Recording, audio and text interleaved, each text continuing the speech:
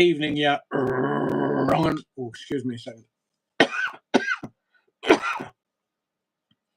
Hopefully, this has gone live. I'm not quite sure why it hasn't. There we go. Okay, right. We're in. The next technical thing is we're going to do the parish notes, of course, and I'm going to welcome everybody to the body of the Kirk. But it will. It's. We've got to get Ghetto Defendant this evening. That's his online name. We're going to talk about digital IDs in a hopefully an entertaining way and a very deep way, because it's not a nice thing, this digital ID that's coming through. I hope you have your tincture. I have the oh, hello. Ghetto Defendant wants to join me. Okay. In fact, do you know, hang on. Let's see what happens when I add Ghetto Defendant and what the software does, because obviously, there we go. Ghetto Defendant, young sir. Let's see what happens when I add Ghetto Defendant, what the software does, because obviously. I think he can hear me. Let me just make sure that I can hear him. Yep, can you hear me, Sean? Yes, I can. Young sir. I'm just going to do the parish notes for this evening, and welcome everybody to the body of the Kirk, and then I'm going to introduce you. So you might have to wait 10 minutes or so, if that's okay. Yeah, no problem. Do you want to take me away? No, I don't know how to do that. You're fine to stay there. Honestly, I am not touching. I'm not touching anything that could end up with you not being on the live this evening. I'm just testing it, so I can hear you through this, which is fine. Brilliant. Des Ashton says, "Howdy, folks. Great to be here. Hope everyone is hale and hearty, tucking into extra large slices of Battenberg with lashings of altar wine. Soon be time for some in-depth analysis, of course, with Ghetto Defendant." Les Griffiths agrees. Karen Booth says, "Oh, evening, all you wrongers. Hope all is well. I really enjoy these lives. You learn so much." Very kind, Karen Booth. You're going to learn even more tonight. Fingers crossed. Paulie Galtieri. Yes, we'll bypass that for the moment. Let's get to those that are most recent into the body of the Kirk. As I say in the chat, tonight we have a special live for the congregation. Digital ID, the fight back. Special guest is Ghetto Defendant, as you can see.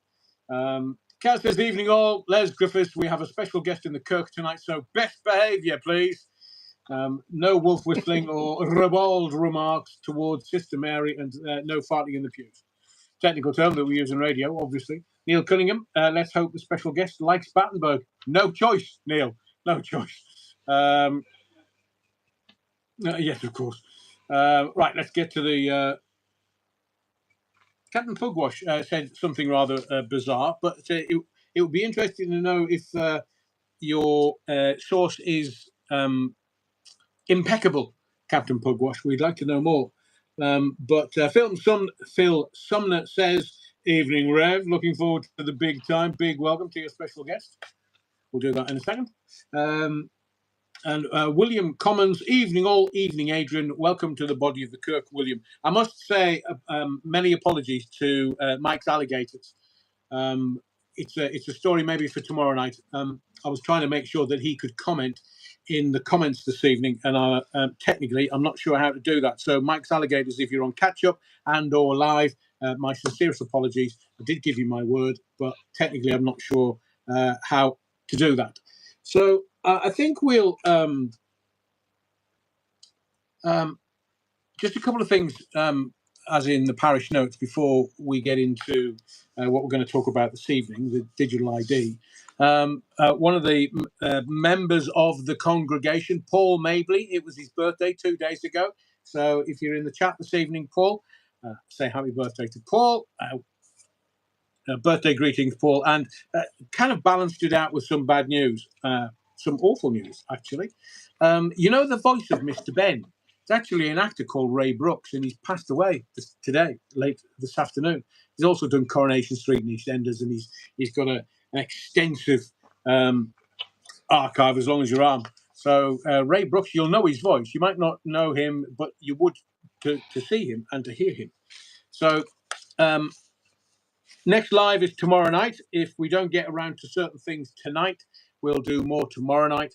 And in the sermon this evening, there's only one thing. It's digital IDs. I mean, literally everything. We're going to talk about everything as far as digital IDs are concerned. We only have 11 days to save the world. I will explain that in just a second when I introduce Ghetto Defendant. I'm also going to give you some strategies to escape the claws of the technocrats and deep state. But Ghetto Defendant and I will talk about that. But let's get into it early doors. Those that are not in the body of, hang on, let's have a look. Those that are not in the body of the Kirk thus far, they're going to miss out. Oh, Sarah Whittam, what went wrong yesterday? New manager and players not gelled. Oops. Has he not got the dressing room, Sandra? I was talking about Sheffield United and the Championship kicking off yesterday. We've had Sunderland, have had a horrible pre-season, but we'll see where we get to on Saturday against West Ham at home. The MiG-96, what is the debate here? It's a math debate, the MiG-96, but we're talking about digital IDs. It might not be on your radar. It needs to be, because it's quite serious and it's going to affect a lot of people. Oh, Rich, tell me more. Is your audio not working? Is it not coming through? Okay. Sound is cracking. Okay.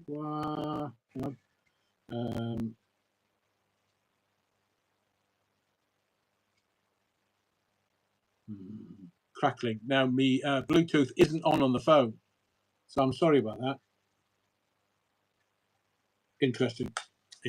Anyway, we're welcoming everyone to the body of the Kirk. I'm just refreshing the page just to make sure we got it. Yeah. Bugger. I don't know why there would be a lot of crackle on the audio. Sounds muffled. Bloody hell. Thank you, Soul Rebel. Well, we'll get down to it, as Cool and the Gang once sang.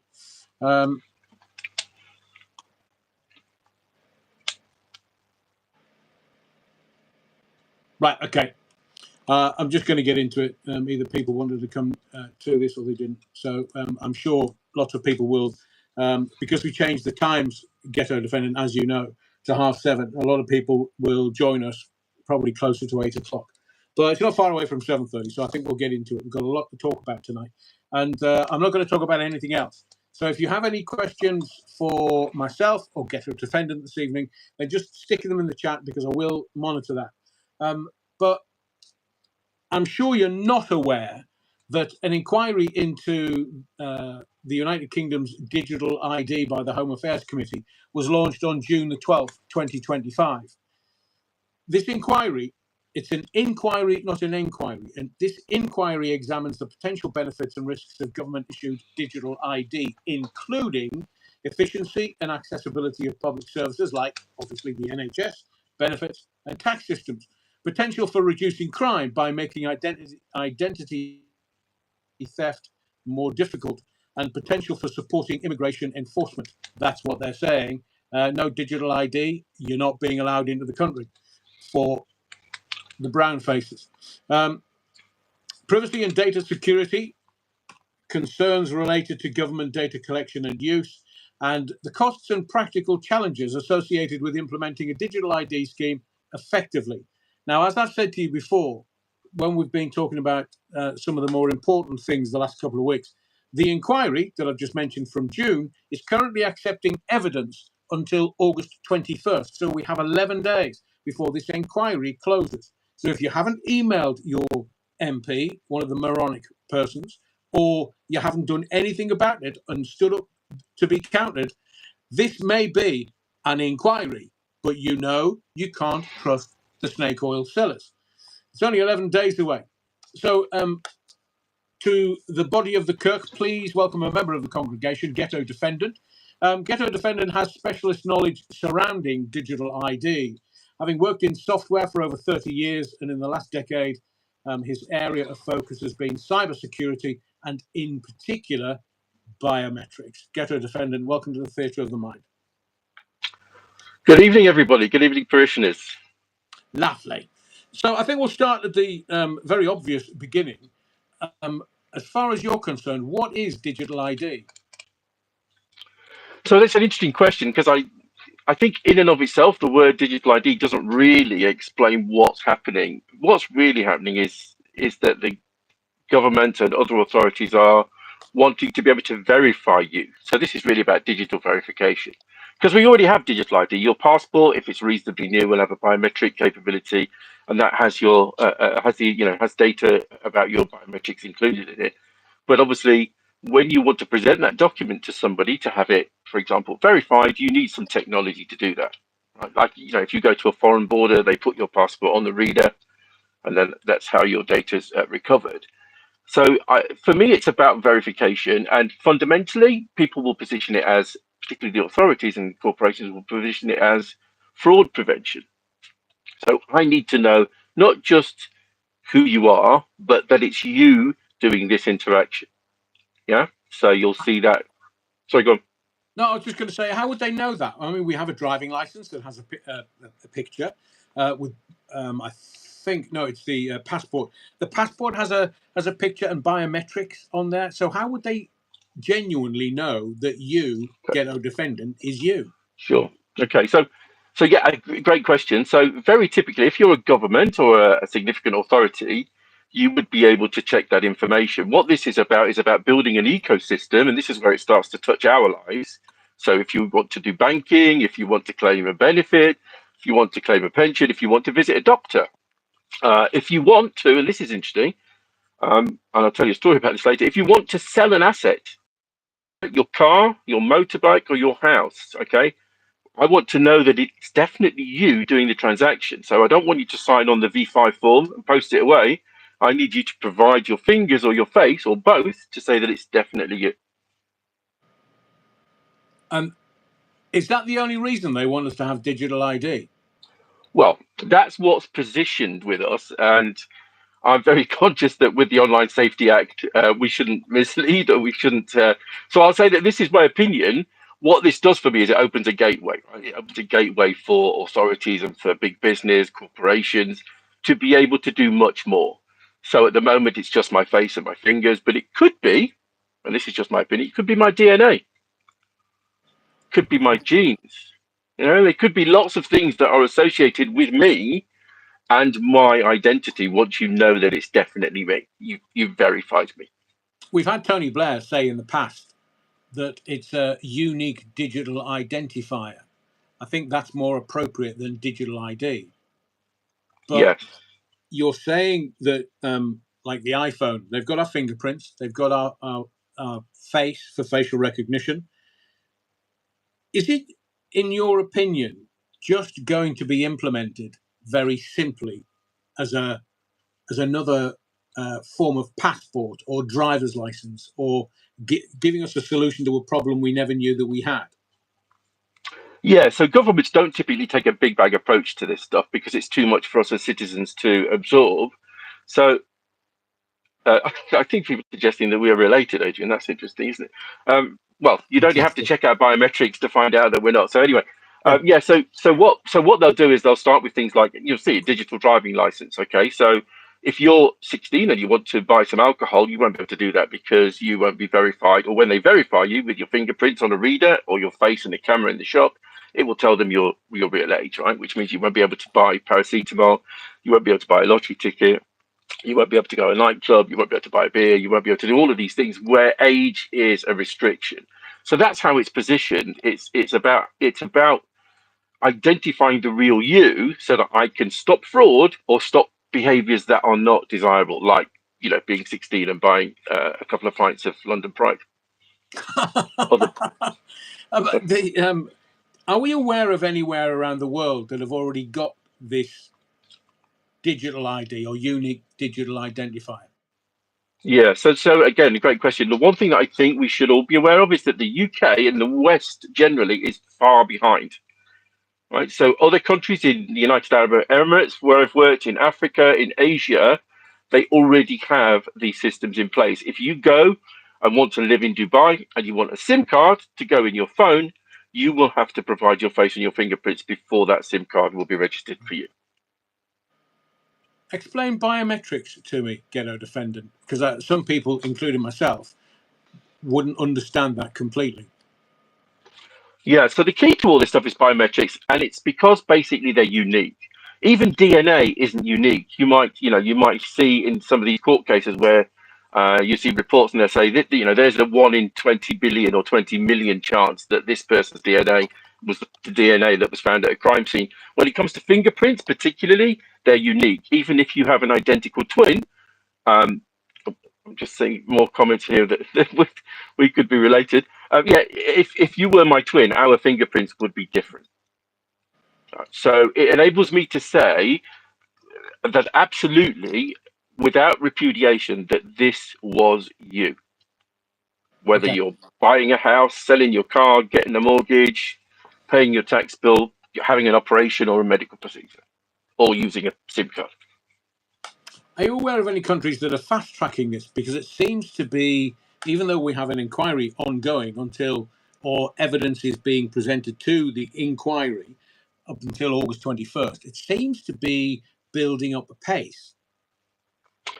Yes, because and there are a number of reasons for it, and I'll give you an example here in uh, again, digital ID and verification is positioned around fraud or behaviour that's not desirable. You'll be familiar that the DWP, or you might have seen, and maybe a year and a half ago, there was a Panorama documentary about a gang of criminals, five people from a European country that were able to scam £55 million of taxpayer money from the DWP. £55 million, five guys. Um, and here's the thing that's really interesting. They were only caught because one of them, and criminals aren't necessarily the sharpest tool in the belt. One of them went on Facebook and sat in his front room, surrounded by piles of £50 notes, and his neighbour saw the film and phoned 999. So, and so the interesting thing for me there, okay, those guys got caught because of their behaviour, but in truth, what other fraud being committed with public funds, your money, my money, the parishioners' money, and the government doesn't know about it because they've not been discovered. So the government is saying, okay, look, rather than you just coming along with your birth certificate, a bank statement, and your passport, and you show it to me, and I'm in the DWP, and I look at it and I go, yeah, the names match, fantastic, thank you, you're definitely ghetto defendant. What they'll want to be doing is actually checking those documents using technology to say that that is definitely a legitimate passport for ghetto defendant. Same with a birth certificate, because all of these technologies are going to be deployed, whether it's births or deaths or whatever human interactions you have, human life experiences you have, where your identity is critical. They will absolutely want to know that it is not just that you've got the documents, but it is you. Dale Steele says China have got it. DC says this is scary. Andrew James says Sweden's also got it. So we have other countries that are running this through. Paul Mabley, birthday boy from a couple of days ago, says about 8 years ago, I had my identity stolen. There was a spate of all that going on, but surely biometrics, a field that you're a bit of an expert in, would stop all that identity theft. Yeah, it would do, because you would, at the point you interact. So I've got a story about my brother. My brother, as a company director, his details were stolen. His Yeah. medical records were stolen, and somebody registered at his name. Criminal registered his name at a new doctor's and went in and signed up for a bunch of methadone. My brother wanted to apply for Keyman Insurance, and he gave the doctor's details, and they wrote back Yeah. and said, we can't insure you because you're a heroin addict. And my brother said, I'm not. I'm a company director with 200 employees. So um, it's yeah, that's I guess the challenge for us. Happy birthday to Stuart, by the way. Stuart's one of the regular supporters of this channel. So happy birthday, Stuart. Ghetto Defendant. Yeah. How do you think this is all going to be introduced? We're currently looking at an inquiry for the government to see whether there's any resistance from the people. But how do you think it's going to be introduced? So I think that they've already declared that there'll be a driving license digital, if you digital like, a driving digital license. equivalent of, yeah. So, and again, you're verified. So you go into the shop and you present that as a, proof of ID. If the police stop you and you're driving, you give that on your phone. Yeah, It's already here though, right? The government has an application. If you go into your Play stores, guys, or if you go into your App Store, if you're yeah, uh, um, an Apple user, you'll see that there's an application there called the Government ID Check. Okay, and that application is being used right now in conjunction with the government websites to be able to verify who you are. Now, there's one thing I would say that at the moment this is not positioned as mandatory. So, to your point about how they introduce it, they're going softly, Adrian, to make sure that they try to keep the resistance yeah, to a minimum. Yeah, I mean, you guys have already seen the pushback with the Online Safety Act, right? There was a huge yeah. amount of pushback.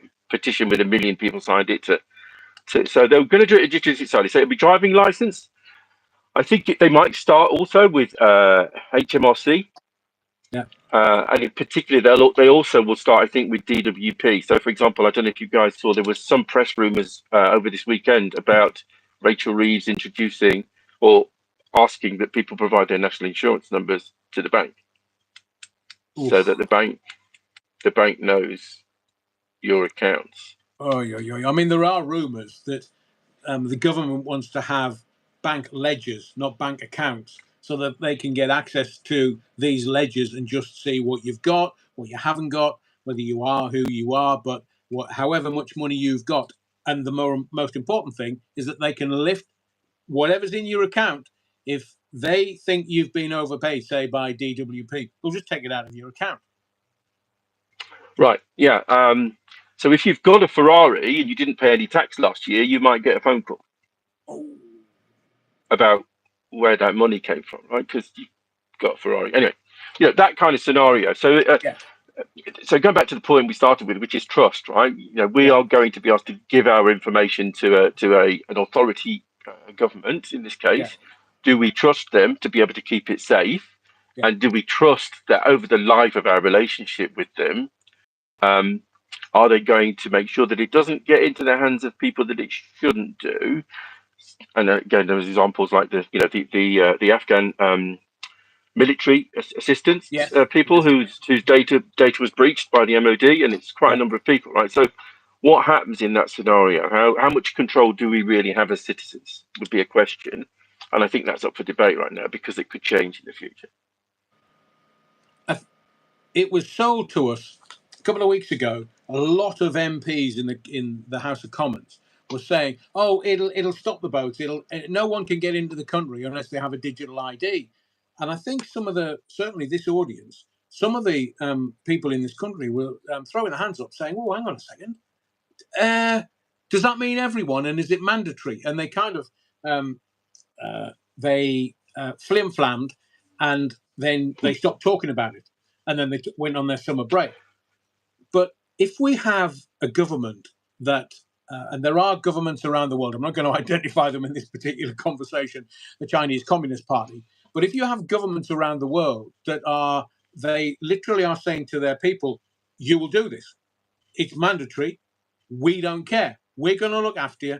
And now the Chinese have got that social credit system in place. Do you think that's a Trojan horse that's going to come in once we get this unique digital identifier? Yeah, it could be. I mean, the critical thing for unique digital identity and verification is that it will be free to the citizen. Because at the moment, in order to have a biometric document for verification, I have to pay for it. A passport costs money, driving license costs money. If I make it free and then tell you that it's mandatory, you can't necessarily object on the financial basis. So you can't say you can't afford it because it's free. And then I could, for example, say, well, actually, I want to do something about the small boats, but I can only do that and find those people if I can identify everybody. So when you get off a small boat, you give your biometrics, right? You can't get off the boat and into the country without your biometrics being uh, um, captured.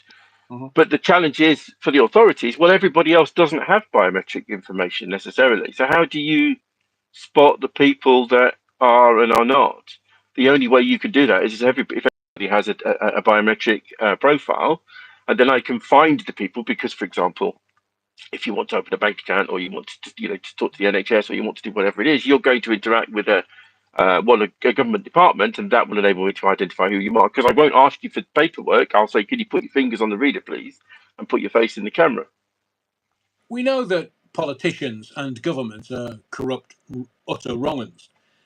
And during lockdown and the jibber jabber, which I don't particularly want to go too far into this evening, but we Yeah, were being bribed with kebabs and free burgers and free this and free that. Do you think the government are going to offer us incentives for us to comply with this? I think they might have to. I mean, despite it being free of charge, if there's enough pushback, I think particularly here in the West, because remember I talked about being trusted societies.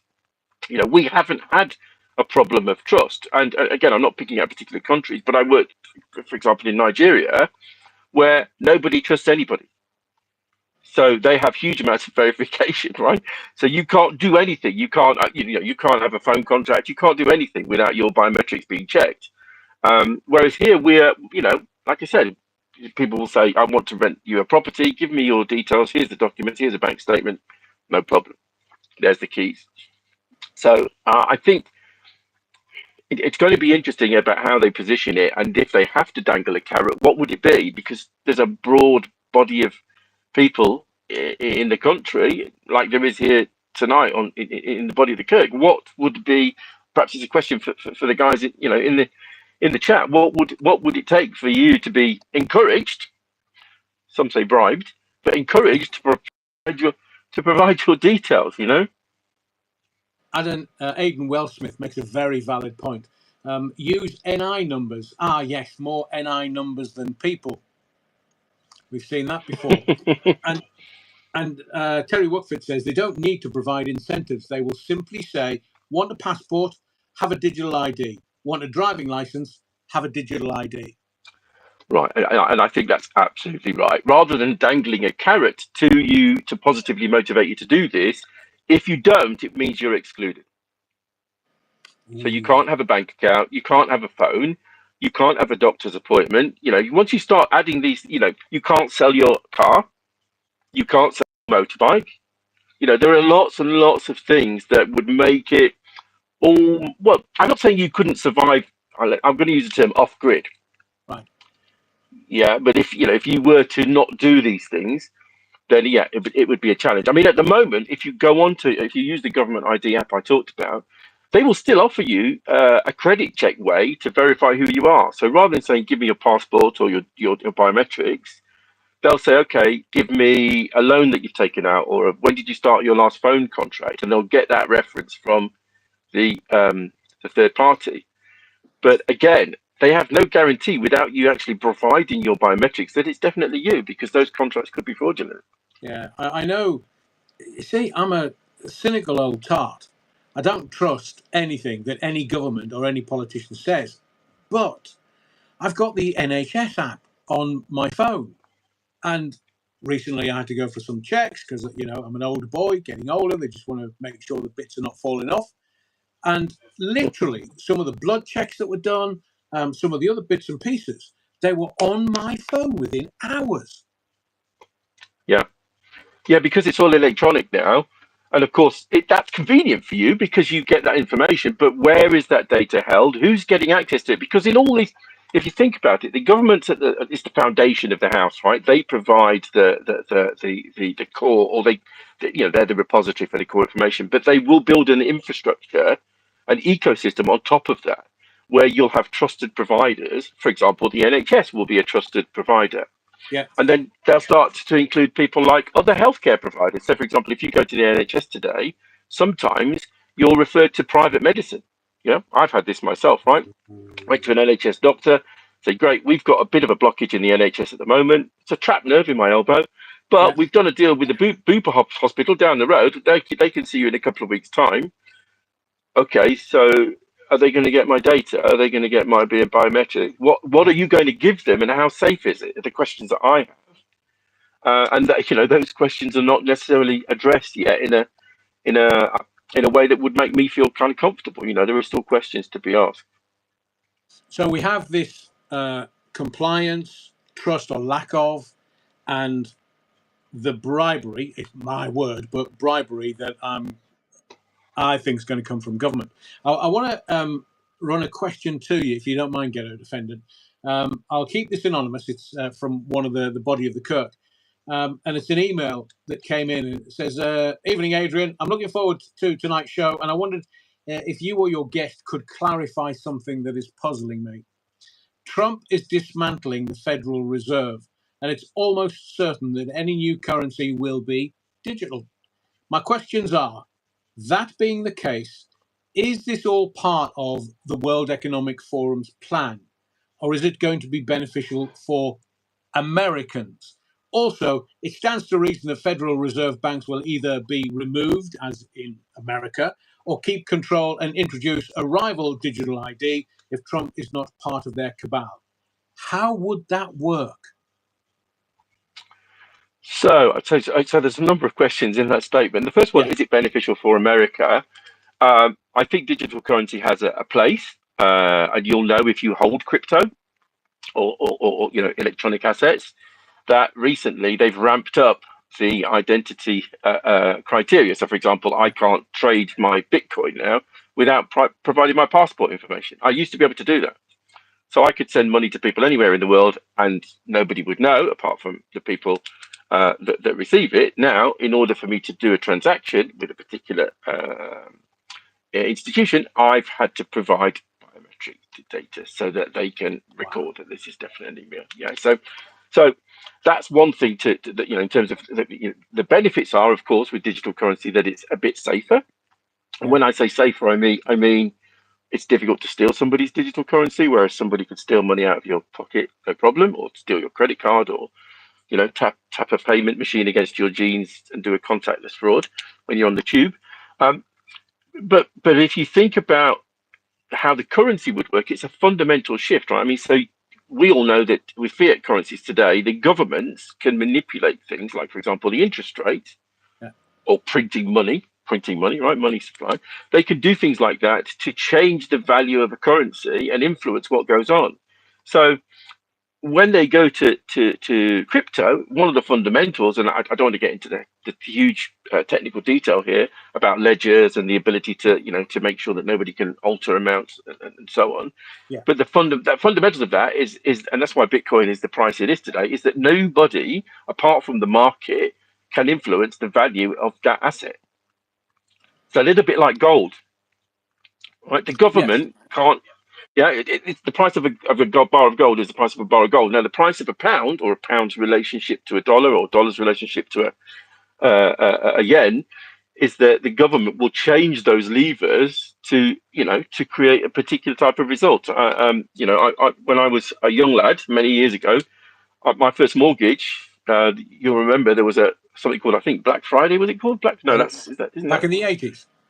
Yeah, yeah. So it Yeah, was in yeah. October where Norman Lamont and John Major, for those that went back that far, they put the interest rates up to 18% or 17% or something. It's a I crazy remember. amount. Now, Yeah, yeah, if you're a youngster, a millennial, and you've got a mortgage today, if your mortgage went up to 17%, would it cause you to sleep at night a little bit more difficultly than you would do normally? Probably, right? I mean, we've had a huge amount of stable interest rates in this country, but that's the thing. If you go digital currency, if you go crypto, the government can't move those levers. That's why people like it, because they've got control, or the market's got control. They don't have politicians doing things. Well, in our case, it's the Bank of England, right? But to yeah, answer the question, so yeah, it's a good thing for America, I think. In terms of the other parties involved, there's a lot of issues around de-dollarization of things like oil. yes, yes. So The at the moment, petrodollars. yeah, if you trade oil, typically you would be buying it in dollars per barrel, right? That would be the Yeah, strike price and the spread and what have you. If for any reason that changes, so for example, if the Middle East and China start to stake those values in a different currency, then it gives a problem potentially to the US in terms of what the Fed might be able to do in terms of the value of their currency, because of course all that revenue will be passing through a different banking system, not yeah, necessarily the US one. So, is there a big plan? I think so, and I think that's why Western governments, who are the last, we are the late adopters for this ID stuff. That's why we're being Right. encouraged to do it. Yeah. Tony Blair first mentioned this in the last millennia, right? Yeah. Before the year 2000, he mentioned this, and it's taken 25 plus years to get here. Well, we had the Tories, Rishi Sunak, saying to China, "No, you can't come and do our digital ID." And that Right. was kind of swept under the carpet because basically it was a no to the Chinese to come and run this for us. And then a year ago, Tony Blair was talking about unique digital identifiers, and the Tony Blair Institute will come and run it for us because there's a lot of money in this. Yeah, I mean, I think it's the identity stuff and the banking stuff for me are kind of separate, right? Okay. The driver for identity is about fraud. It's about stopping fraud, right? And that's my kind of area of focus. When it comes to digital currencies, I think it's going to be a big leap for any economy, isn't it, to move away from a fiat currency into something that is much more crypto-like, if you like, Yeah. Yeah. in its behavior. Um, it's interesting the point you make on oil. A good friend of mine is a petrochem trader in Houston, Okay. and he's specifically concerned. His company is concerned about what, for example, de-dollarization might do in the future. Now, of course, this is all supposition, right? I don't know that this is going to happen, but potentially there's there are the challenges, right? And with something like oil, given it's a significant commodity for most economies, right? There could be um, there could be an issue. I'm just looking at some comments here from Terry around dealers trading. Yeah, Yeah, okay. Terry's So that Adam Wellsmith saying de-dollarization is irrelevant. You can buy oil in any currency, and you always have been able to do so. Oh, sure, interesting and contentious. But we've got but the but the bricks. but the price of the barrel is in dollars, right? So you can Yeah, buy anything you want with any currency, but there's an exchange rate, right, in a fiat yeah, currency between your currency, if it's Chinese or South African or British, and the dollar. yeah. Um, so here's another example of it. This is I could talk about this one with a bit of authority because I worked on the project. So there's an organisation across Africa called PAPS, Pan African Payment Security System. It's Okay. like SWIFT. Those of you that will know the SWIFT system Yes. that's run out of North America for sending international payments. So the African countries, all 54 of them currently, have signed up to collaborate on a Pan-African payment system. So when you're sending money intra-country, if you like, within Yeah, Africa, you yeah. wouldn't need a third-party system. And obviously, you would be concerned if you were running SWIFT, if that was the case. Well, what are we going to do when we lose that revenue? Because at the moment, if you're in Durban and you want to send money to Lagos, typically using SWIFT, you're involving that infrastructure, which is outside of Africa. It's interesting you mentioned Swift because I know that XRP or Ripple and their crypto coins are wanting to take over the business that Swift had. And XRP, I think, is being leveled for institutions, so the banking institutions, and XLM, which is also owned by Ripple, and HBAR are wanting they're wanting to use that for the high street. So this, when we're talking about digital ID and more importantly, crypto, the money, if we don't have any online verification, we're not going to be able to go to the shops and buy a loaf of bread or a pint of milk because we have no way of verifying that the money we're going to use hasn't actually been stolen. Well, so there is a way to do that with crypto right now. So if you go onto Google Maps and you Google crypto ATMs, you'll find that in London there are a small number of ATMs where you can withdraw local currency in cash from a crypto Wow. account. So, and the way that that's working is that you've got an application on your phone that scans a QR code, and that's how the interaction works. But in the longer term, I think where perhaps the government and commercial organisations want to get to, um, what we're going to see is we're going to see the government build this infrastructure. So they'll put in something called generally called service providers, trusted service providers. Okay. So they effectively, so the business model is the government provides the foundations, right, and the government then can, if you like, charge back or ask for a subscription from a bunch of trusted payment providers, and they are the ones that will interface with us from a public perspective. So you can imagine a scenario: 10 years time, you go into Marks and Spencers to buy your lunch. You go up to the till, and you using your digital ID to make a purchase, which is connected to your banking. And at the point you make that transaction, so a little bit like a Google Wallet today, if you go and touch you Yeah. touch the near field communication reader in Costa Coffee when you buy your coffee, but then you're asked to provide the biometric component. So there's a camera, more likely to be a fingerprint machine that says, okay, put one finger on the reader, so I know that it's you. Therefore, I can complete the transaction. I want to take us down a little route around big tech, because you've got Apple and Google, big tech, and I've said many times on this channel, they give you a solution to a problem you never knew you had. So in the beginning, it was the iPhone was taking all of your fingerprints. You could have 4 or 5 different thumbprint and fingerprints on your phone, and then all of a sudden they're using facial recognition. But it's the solution to a problem you never knew you had. Just accessing your phone. You want to access your phone, digital fingerprints and facial recognition. And now we're getting to a point where they could make it mandatory. They've already got that data from what, since 2008, 17 years. Yeah, I mean the technology's been around for a while. If I want to watch I've got a Samsung phone, an Android device. Yeah. If I want to watch something on that, uh, there are settings in the phone that will say, okay, I won't switch the phone off. I'll put it into sleep mode if I can see your face. Yeah. Yeah. Yeah. So, and it's not fantastic because I do use facial recognition, and sometimes it fails. But to your point around biometrics, so this is a big area of concern for the tech providers. Yeah. Um, they really need your biometrics to be in a data center, which is just basically a building with computers in it, and it needs to be secure there. Um, if you think if you think about your phone, if you use the biometrics that are on your phone as the control, it's easy to jailbreak your phone. And if I jailbroke your phone, all I need to do is go into the bit on the phone where you do the settings, fingerprints, delete your fingerprints, put my fingerprints in.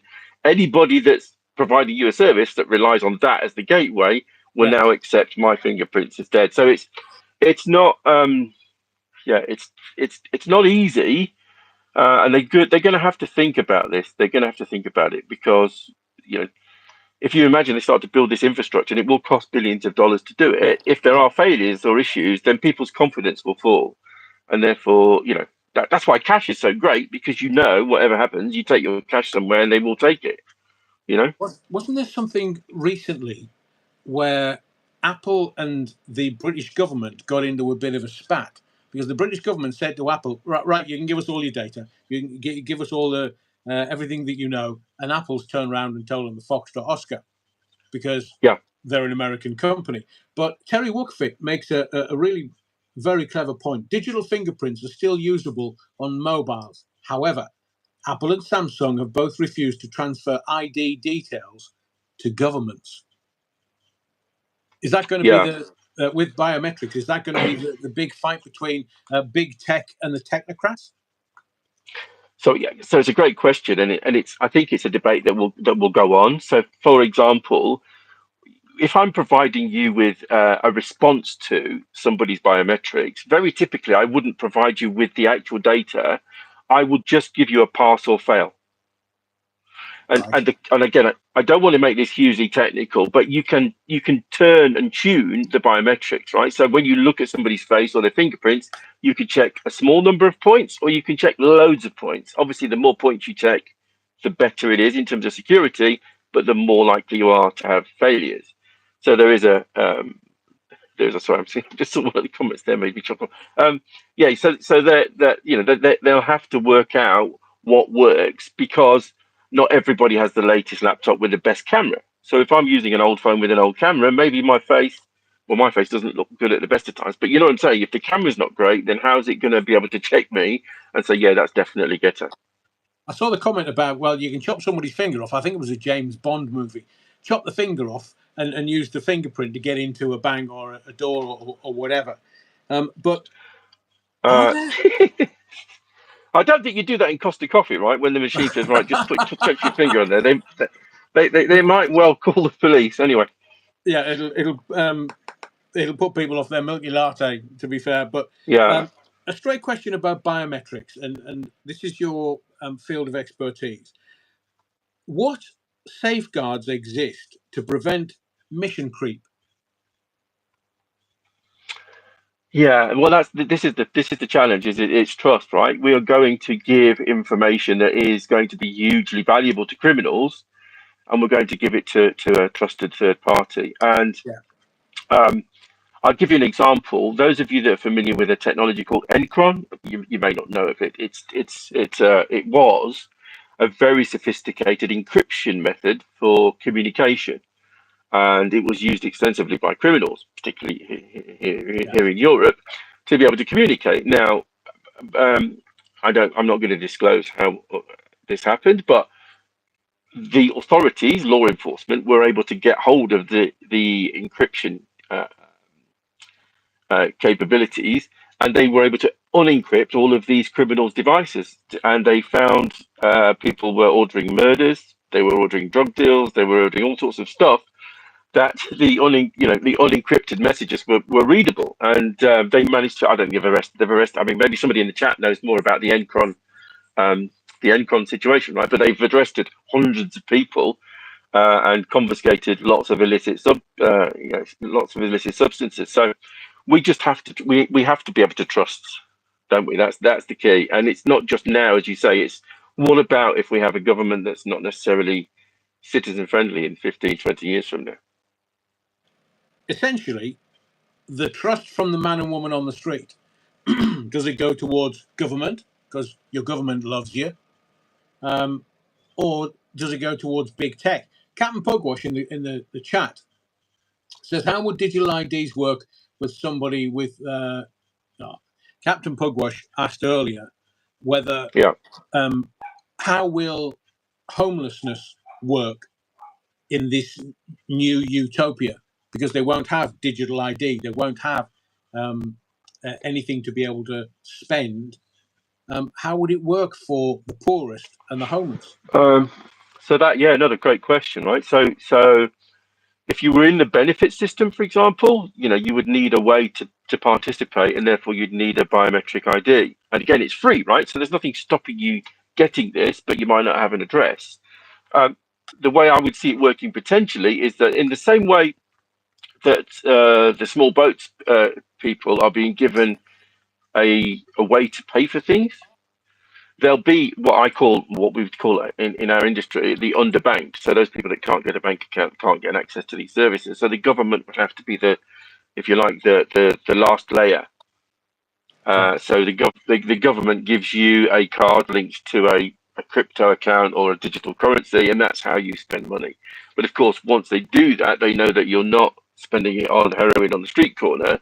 You're right. using it to buy food and that kind of stuff. So it will give the government more insight into what you're spending your money on, which is not necessarily hugely comforting, but it would stop potentially, some of the more illicit activities. It's a big focus for them is law enforcement and behaviours that they don't want, like fraud, for example. VAT. I would say that in the past, I may have well said to a plumber who come to put in a tap, how much do you want for cash? I Is that may all have done going to that. I'm stop? not. Well, I guess it will do if we go digital, right? Because I won't be able to pay you without somebody having visibility of it.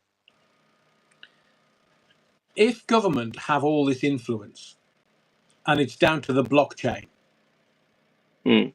if they have all this influence, it's going to end up with governments weaponizing unique digital identifiers, digital ID against its own citizens. I guess there is potential for that. I don't think they are intentionally malicious, right? I do think they have to stop.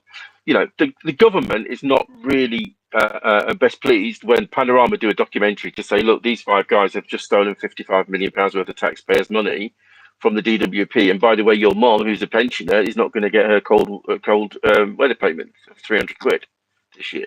It doesn't go down from a PR perspective. So they do genuinely want to stop fraud, as do businesses. I have a friend that's got a letting agency, and he gets about 10 fraudulent applications for rent every week, Wow. where the bank statement isn't correct, it's forged or printed, or the driving license looks Yeah. genuine, but it's not, it's been manufactured. So, all that kind of things is what, where they're going to stop. But, ultimately, could they weaponize it against us? Yeah, I mean, I guess they could, right? There's Yeah. potential for that. I don't think that's the intent. Um, but I mean, so here's another example. If I was running the NHS, and again, this is my opinion, right? This is not fact. Okay. This is not misinformation. So the YouTube police, please don't give us a hard time for this. If I was selling your local NHS trust, right? One thing I want to do is I want to understand the data of the people in that environment. And you'll notice, I don't know if maybe people in the chat will remember this. About 3 or 4 years ago, you had the ability to opt out of having your data shared in the NHS with third parties, Yes. anonymized data. Right. So if I was a big American pharma company with lots of dollars and I wanted to get a piece of the action in the UK, I want to know if I'm buying your trust, your NHS trust, I want to know who's ill, what kind of illnesses do they have? What would this be worth to me as a commercial venture? Yeah. Because I'm going to give the government, I'm going to privatize it, right? Like they did with the water so successfully. Uh, um, and how they've done it with the trains so Yeah. successfully. Okay, I'm going to do it with the NHS, right? Okay, I want to buy your trust. I'll give you Yeah. $100 billion for it, but I need to know what it looks like. And of course, that will mean anonymized medical records. But where does that going in terms of what else are you going to do? Are you going to tell my healthcare provider that I eat 5 chocolate every day and I smoke 50 cigarettes on a weekend? That's not going to go down well, is it? In terms of So the a system direction of being used. travel, the direction of travel, is it going to be the vaccine passports? Remember those vaccine passports morphing into a social credit system? So there is potential for that, and a lot of people talk about China as the model, right? And I think it frightens us in the West, doesn't it? Because we have concerns about will our free speech be taken away? For example, right? I can't say what I really feel because somebody's going to send the police around to me. And we've seen that already, aren't we? There was a WhatsApp case recently where somebody posted a private message in a chat and six armed police turned up on their front lawn. Yeah. It's a little bit excessive, right? So, Yeah. and I think that's also what concerns, people of a certain demographic. I think the younger citizens seem to be more comfortable with it. I think perhaps people of my vintage are a little bit concerned about that because we've always had free speech, allegedly. So what do you think we? I mean, it's the difference between, and it's a bugbear of mine. The difference between a citizen and a subject. We know we are subjects of the crown, so we're not citizens. But what will we, as citizens or subjects, be expected to do? Just roll over and have our tummies tickled? Well, okay, so go back to the point we talked about earlier around kind of, baby steps. So at the moment, as I say, you can download an app from your app store that will allow Yeah. you to do a government ID check using biometrics. Typically, it's your passport they would use, but there are other documents too. But they still give you the option to do it without biometrics at the moment. But if you want an ESTA for North America, I've just done one for my mum who's traveling to Florida, and they wanted a picture of her face. And there's a number of reasons they want that, and this comes back to lots of other things. For example, pension fraud. When you do biometrics, so you do biometrics, for example, for your bank account now. Some banks, the challenger banks, the new banks, they do ask for biometrics. They're not just checking it's you, but they're checking that you're alive. Right. Okay. because this verification component is about real time in an instant. So you can't use a photograph, you can't show a video to the camera. It needs to know that you're alive. Um, so, for example, pension fraud is one that. Sorry, I know we're moving away, but you have to keep me honest and bring me back. It's an interesting story, and again, this is public domain, so you'll find it online. There was an Irish lady whose father passed away, and she didn't tell the authorities that he passed away, but she did keep collecting his pension. And the Irish, yes, yeah, she's in jail now. Yeah, she may well be out, but yeah, she went to jail for it. Right. The Irish government, I can't remember. So, for example, her father was at 105 according to the records, and so they went, 105, you say? Okay, let's go and knock on the door. So they went round and said, "Is your dad it? Because we've paid his pension, Yeah. And Yeah. I don't know how long it was. I think the guy had died 15 years before, right? So she'd collected 15 years worth of pension because they don't do a liveness check necessarily. Some of you might in the chat you might have elderly. My mom, for example, has to do a liveness check with the NHS doctors, where they'll write to her doctor. DWP will write to her doctor to say, okay, she's still compos mentis or alive, and then they'll pay the pension. So they're doing the liveness piece as well. That's really important. Graham And I Kirk. think they're Sorry, Ketter, defendant. no, no. Graham Kirk saying one theory is that the currency will crash and digital ID digital currency, will be sold to us as a savior. Do you reckon that's Yeah, coming? yeah. Well, absolutely. Well, I mean, the £5 note in your pocket today is only worth that because somebody has signed it as the governor of the Bank of England and says, "I promise to pay." Yeah, it's a And promissory note. that it's a promissory note, right? It's a piece of paper that's worth pennies, if that. If the government withdraws that, or they make it, if I say they make it, they incentivize you to, let's just say I get to pension age, which is not far away from me, and the government says, "Okay, get a defendant. You can have a state pension in cash into your cash account, and it's £1,000 a month. But if you take a crypto pension, I'll make it 1,200. Wow. What would you do? You take the incentive. I would. What Yeah, about the people in the chat? Would you do that if they said, "Okay, look, we'll give you more money in your pension, state pension, if you have it paid into a government account or a crypto account, yeah. because we don't want to deal with cash anymore or sterling, GB pounds." Yeah.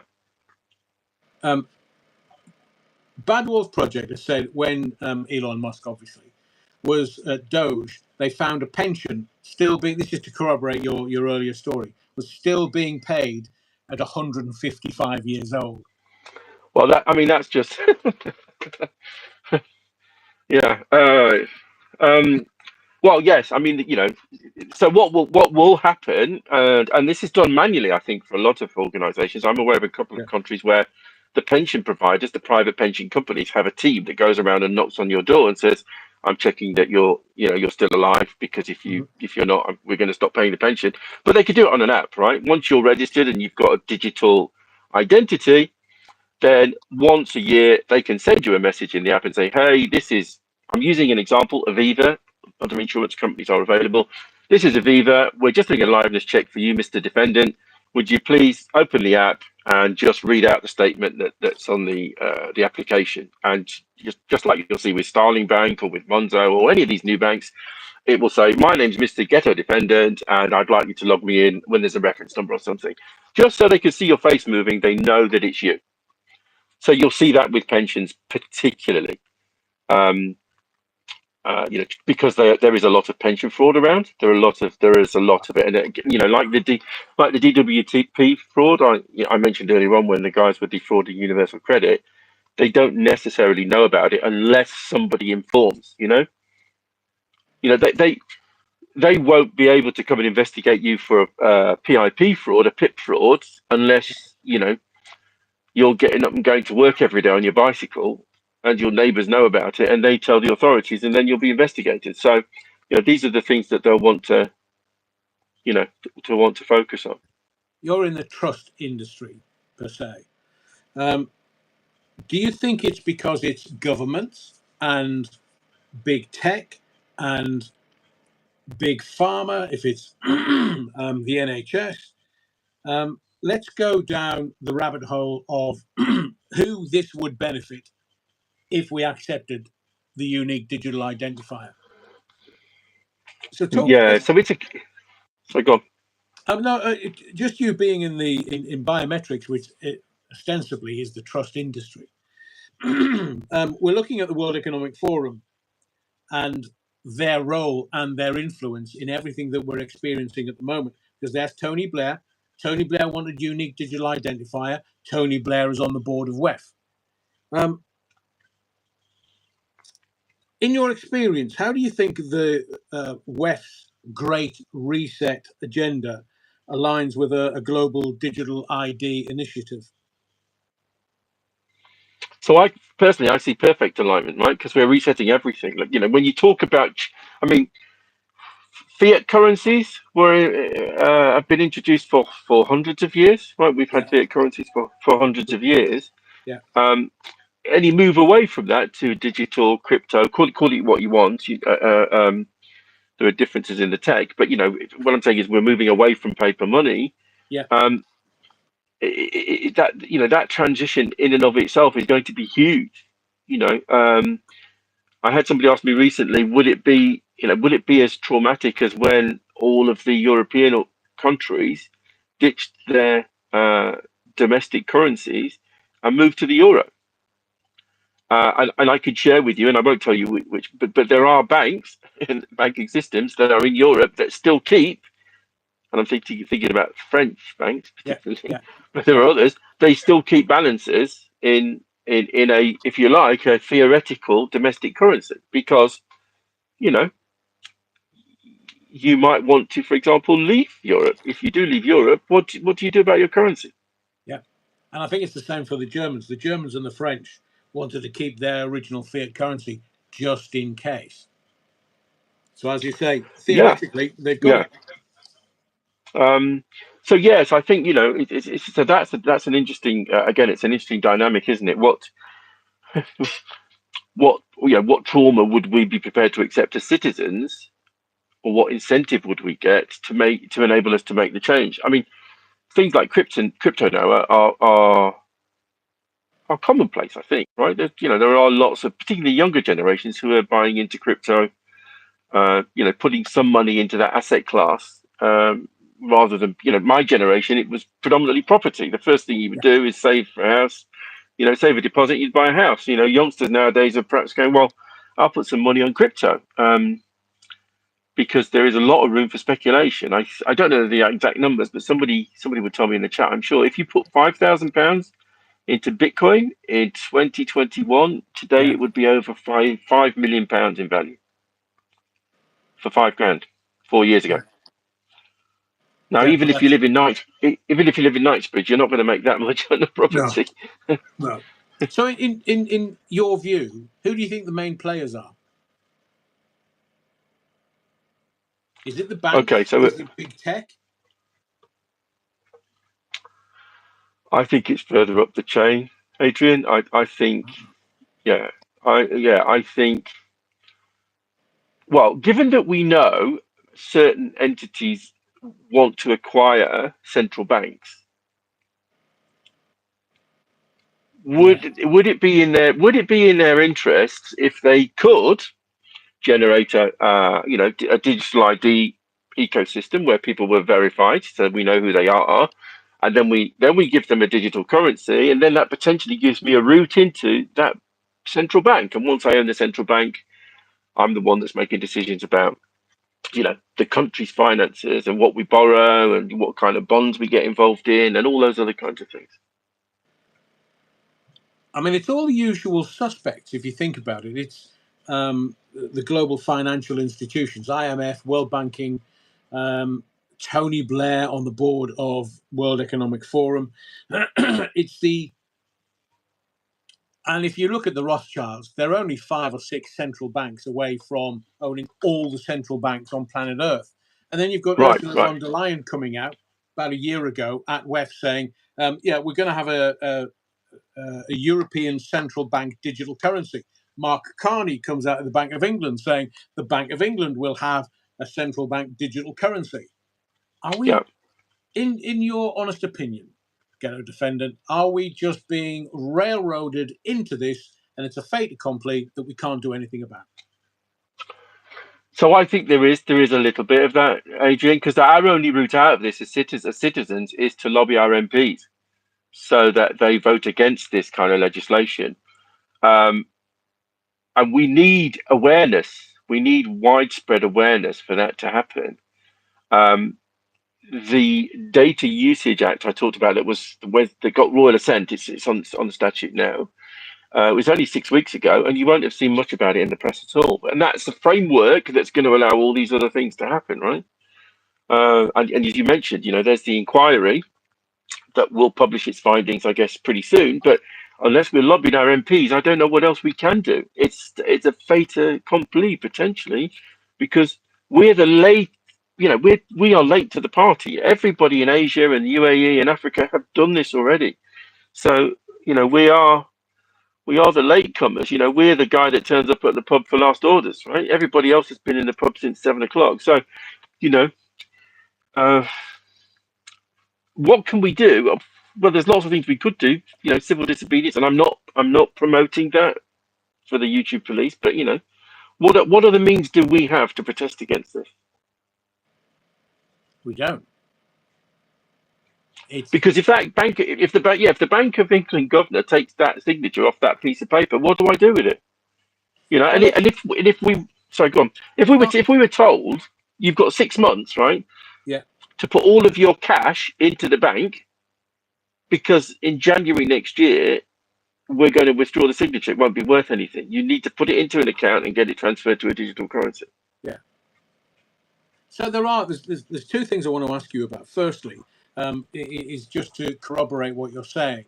If we all remember Nigel Farage having his bank account taken away from him because he didn't have enough money in Coutts, which is owned by NatWest. So he was being debanked, and the banks surely will be able to do that if we haven't got digital ID. So we can see that coming. The They've other done it. thing, They've done it. They've done it to me. I've had a bank account closed during COVID. During COVID, I was building a property overseas. Yeah. And the bank account was I'm not going to tell you to say the bank. I don't think that's fair. But I had a UK bank account, and I was withdrawing lots of money in the foreign country to pay the builders to finish this house. Yeah. And I got an email, and I'll share it with you privately. I got an email saying, we're closing your account in 7 days. There's nothing you can do about it, and I can't tell you why we're doing it.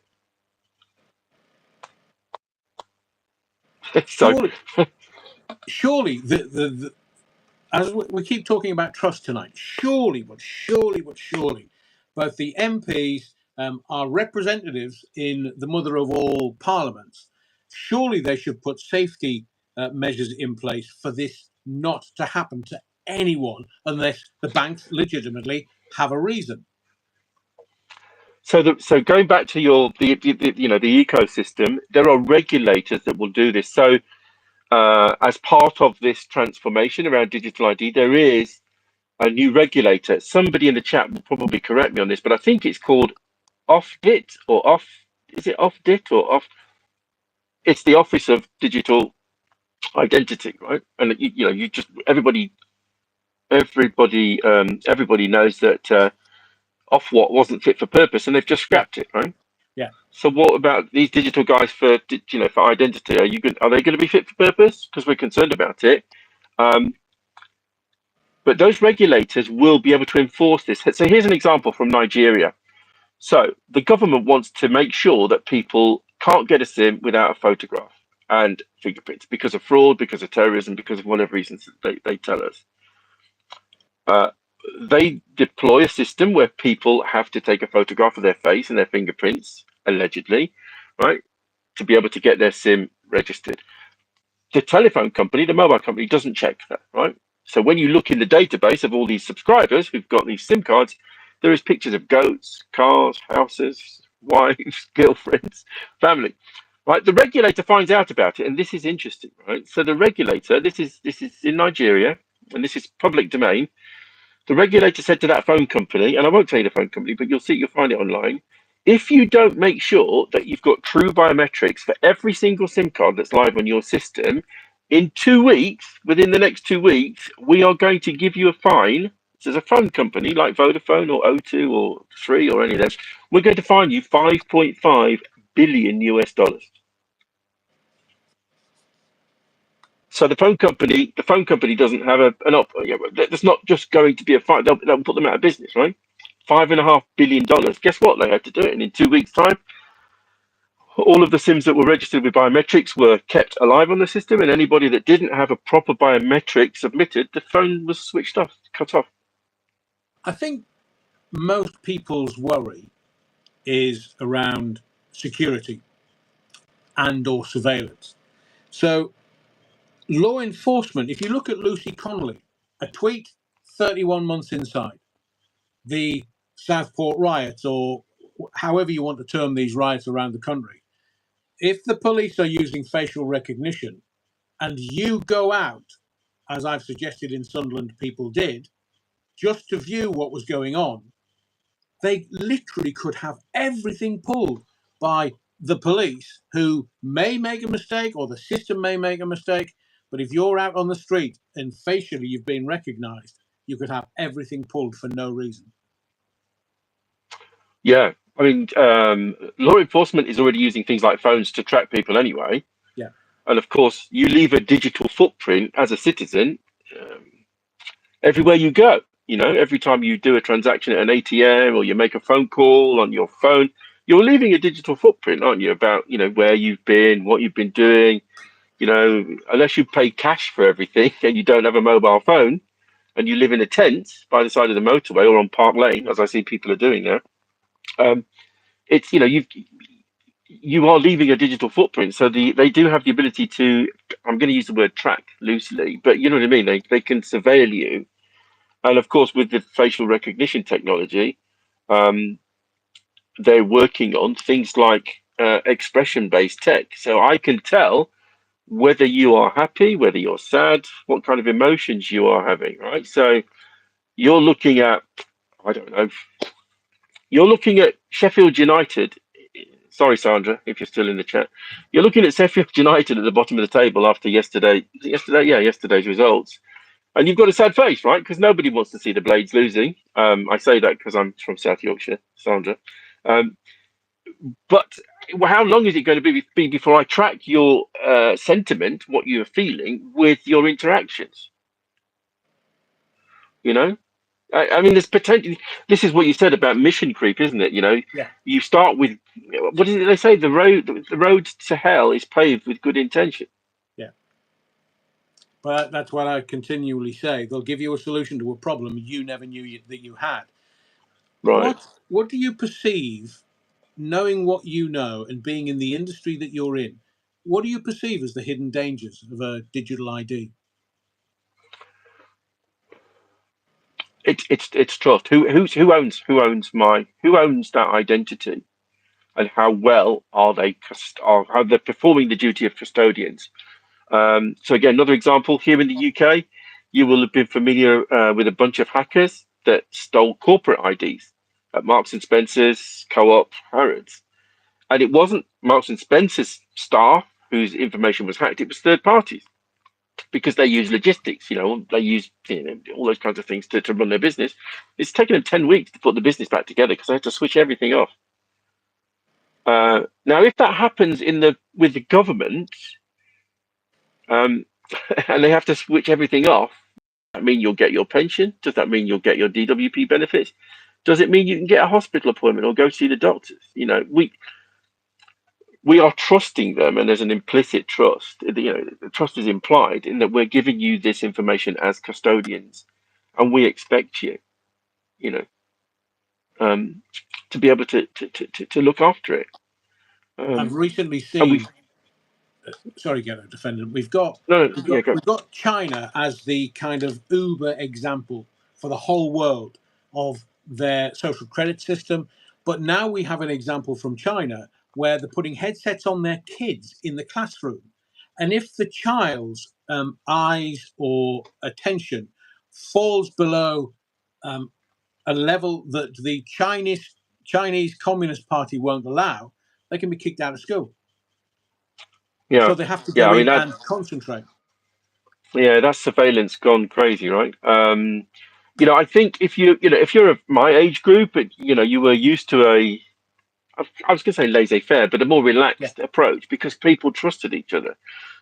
I grew up in a mining town, and okay, I know it's a bit of a cliche, but people did leave their doors unlocked.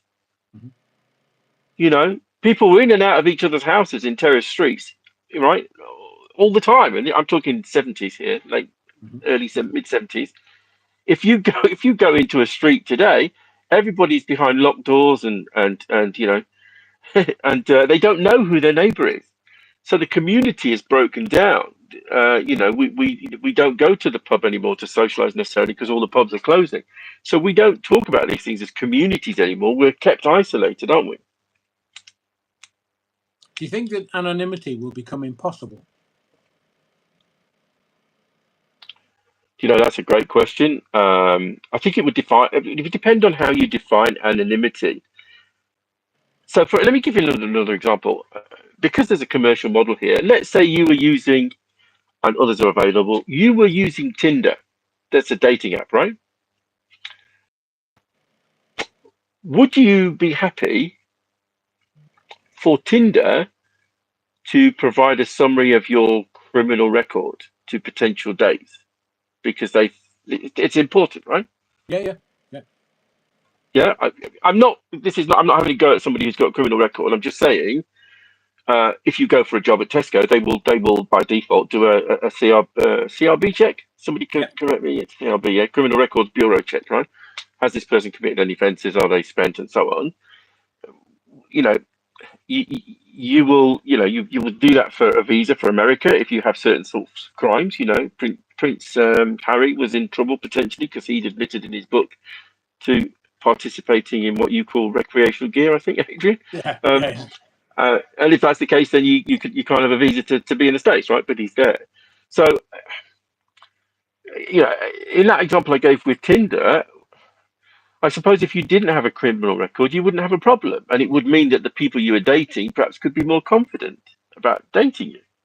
I'm just trying to paint a picture here when you talk about anonymity, where it might be a good thing, but it could also lead to exclusion. So take that example. Let's say I've got a criminal record because I haven't paid my TV license. That's a criminal offence, guys. yeah. So yes, Burlington Betty, yeah, it did become DBS. Sorry, I'm keeping me honest here. Um, I haven't paid my TV license, right, which is a criminal offence. So if you did a DBS check, it would tell you that I'm a criminal. I've got a criminal record. Would that be something that you would want to know if you were dating me? Wasn't there something called, or something that was, I can't remember whether it was the 80s or the 90s, something called Sarah's Law, where someone had a criminal record and they weren't allowed to divulge that criminal record, and that criminal went on to Yeah, murder someone. I think it was called Sarah's Law.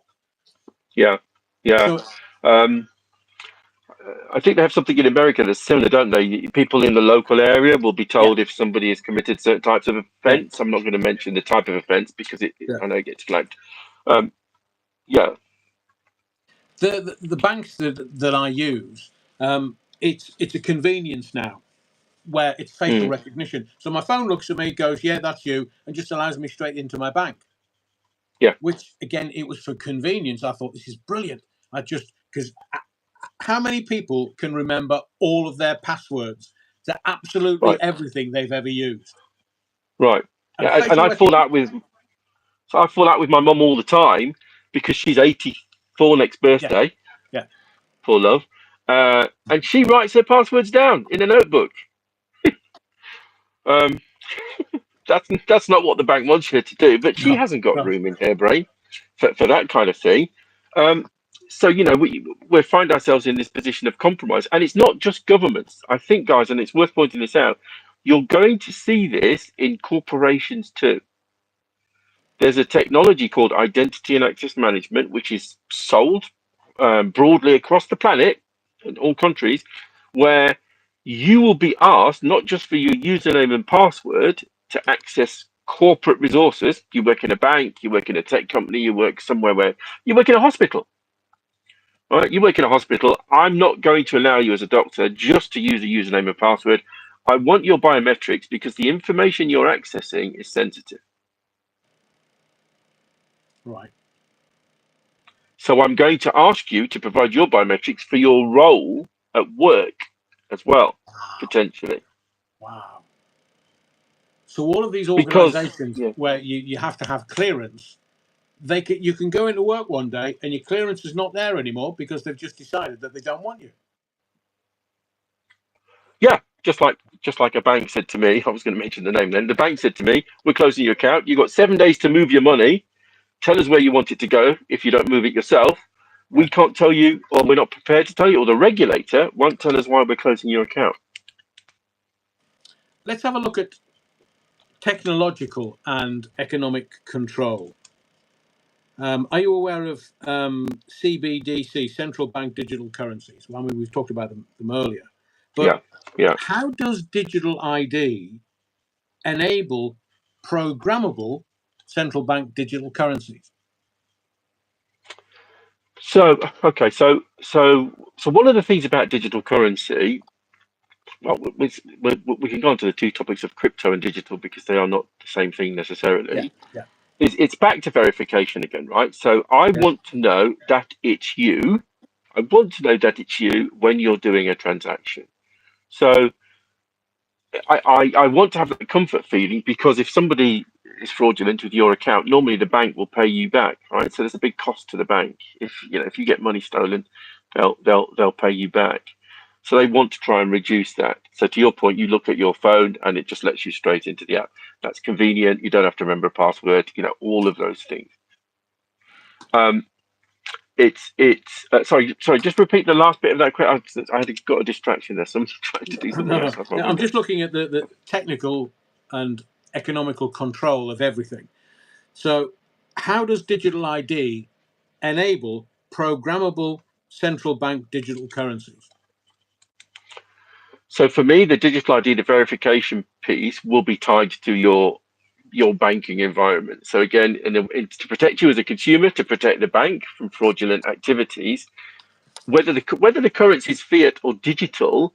Mhm. Once I can start tying your identity to things, like for example, we saw with Rachel Reeves saying, "I want to put people's national insurance numbers on their banking records so that I know who the person is," then it's going to enable you to reduce unwanted behavior. That's really the difference. I think for me, when it comes to digital currency, it has to be similar in the way that it works to a fiat currency because you can't, just like we can't go back to bartering, we can't move to a space age technology that people won't accept or can't use practically. Remember, fiat currency has been very convenient. You Yes. walk around with a wad of paper in your pocket and you pay for stuff.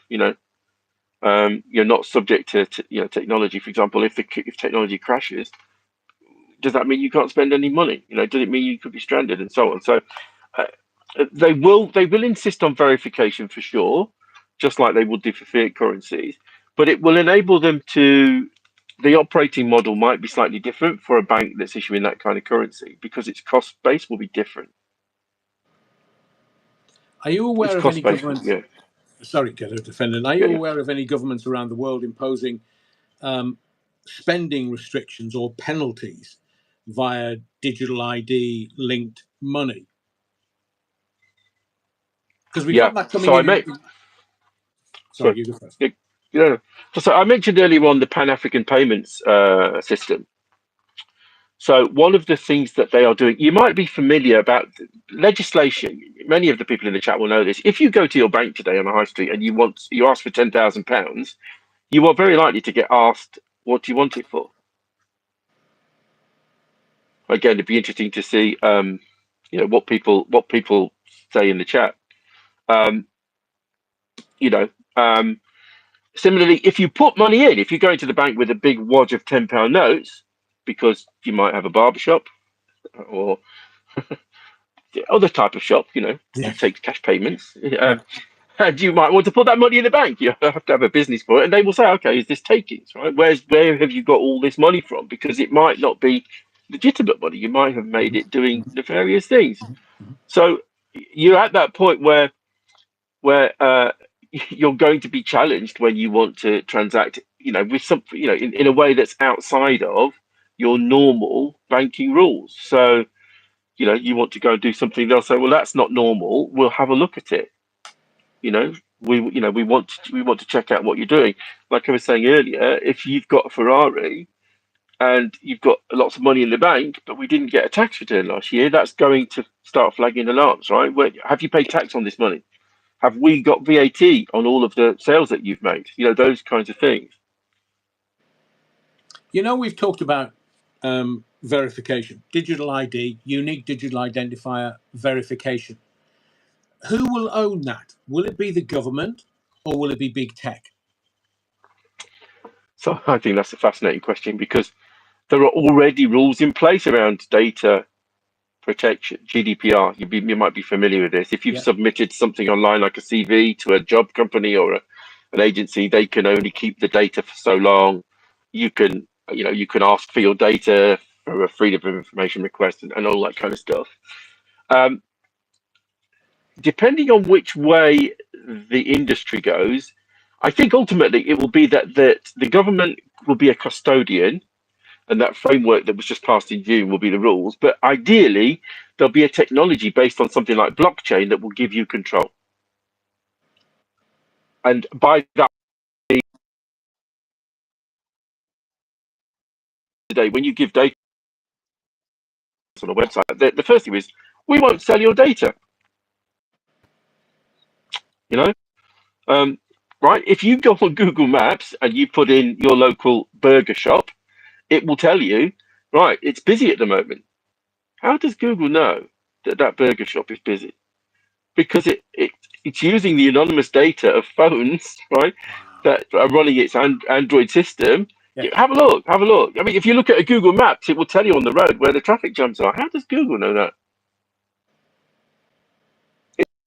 It's not identifying you, but it's using your data anonymously to see that the car on that piece of road are slowed down. So it's concluding there must be a traffic jam.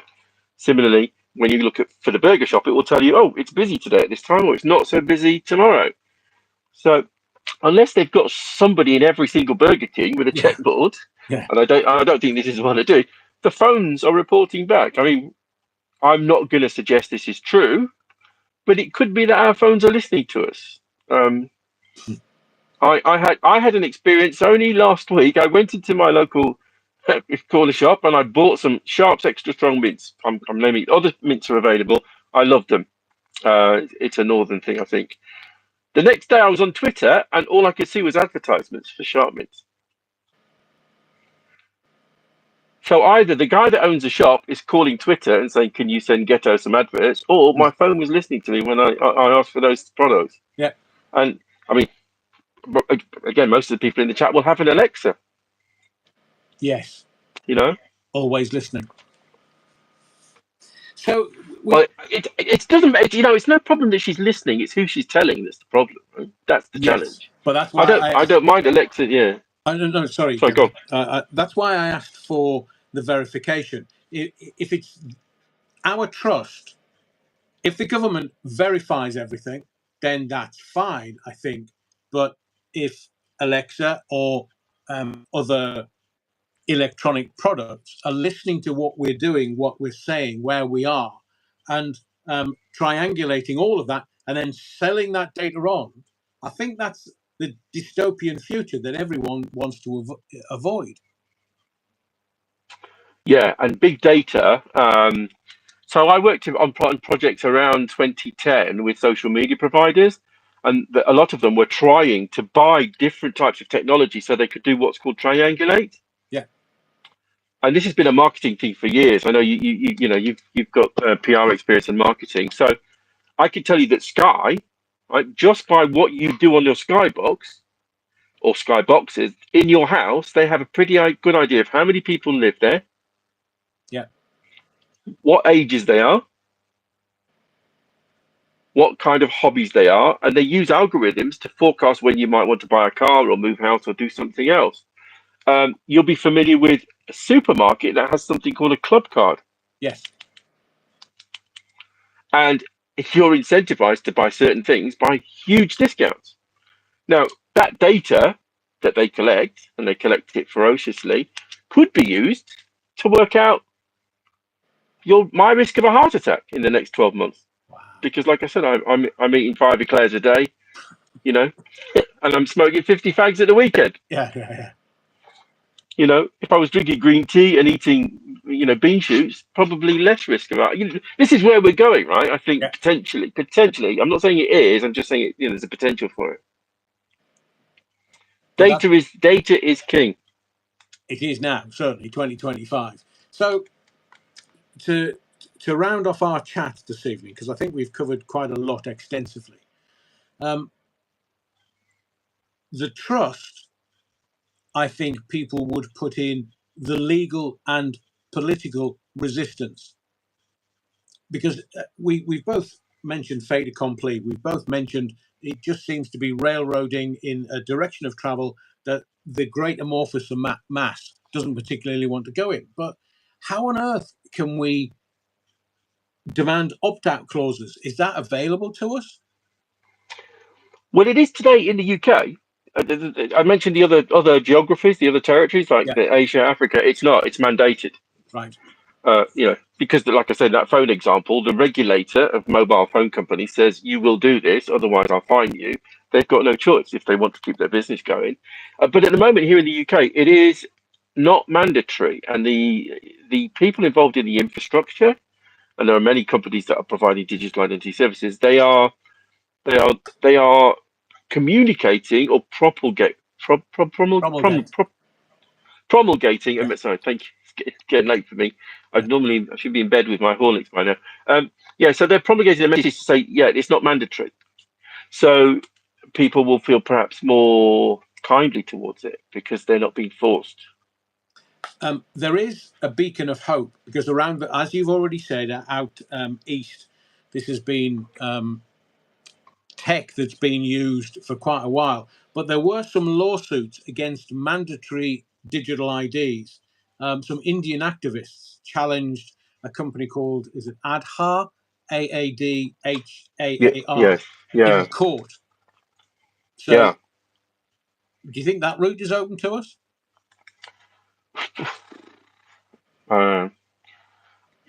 Okay, so I'm going to mention the word Brexit Okay. and the fact that the prime minister that offered us the route out of Europe, once the election had or the referendum had been decided, he walked away and gave it to somebody else who decided that what we wanted wasn't quite what she wanted, Yeah. Yeah. and she had a bit of a tough time. She had a bit of a tough time, as you know. And then the following prime minister kind of did a ish job, I think, depending on how you define Brexit. And it's the same with this, isn't it? Um, we can lobby our MPs, and we should do. We should absolutely lobby them particularly from the security point of view, because we've seen data breaches from government before. And if we start to see data breaches with this kind of information, it puts us potentially at risk, financially at risk, and just at risk of all kinds of things. So it is important that we lobby them. I don't necessarily think ultimately we'll get them to change their minds, because the tide and the influence from on high is quite compelling. And they will position it with us that we can't compete in a modern society, a modern global society, because globalization is part of this, without having some of this infrastructure in place, and included in that is digital IDs, because they will start to fear, as you say. But we want to know that we have control. So I think that's the compromise. With okay, look, the best scenario is we know we have to do this. We know it has some value for us, because nobody likes to have their own money stolen by a fraudster or whatever. But we want to know that you've got the technology to be able to give us control. So I get to say, as the citizen, okay, I'm going to authorize that data. So I get a message to say that, I don't know, Barclays Bank wants to share my information with an insurance company. Okay, I'm confident about that. I'll agree it with my biometric fingerprint and say I'm fine with that. But I'm going this far and no further. And if you said to me, would you like to share your information with a Chinese technology provider? I might say no, for all sorts of reasons. So you have free will rather than it being mandated upon you. Yes, could control. Yeah, and that control could possibly extends to opting out either temporarily or permanently. So back to the point around homelessness. Look, if I'm not really comfortable with what's going on, or there has been a data breach that I'm concerned about, I can say no. I can say no. I don't want my information to be shared anymore, and I want you to reclaim my data or destroy the data that you've already shared. Yeah, going to ask I think that's best for us. Sorry, Yeah, Ghetto. I'm going to ask the to kind of wind our chat up. I'm going to ask the chat because there is another option that we can take, but I want to see the general consensus within the chat. Do you trust your government? 1 for yes, 2 for no. Adrian Core. Do you genuinely trust your government to do the right thing after what Ghetto's talked about with Brexit? We voted for it, we didn't get it. Do you trust your government? 1 for yes, 2 for no. Interesting.